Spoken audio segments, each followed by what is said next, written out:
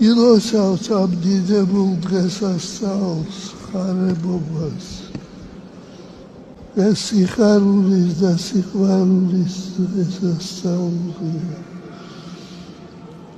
მე არაერთხელ მithქვავს თქვენთვის ძველი ქრისტიანები, მასწავლებლები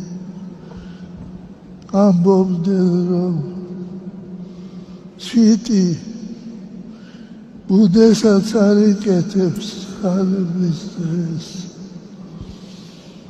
დღესასწაულობს მთელი სამყარო. დღეს თითქოს სადა ქვეყანა შეუერთდა ერთმანეთს და ღმერთი ილოცავს მიწიერს და ზეციერს სამყაროს.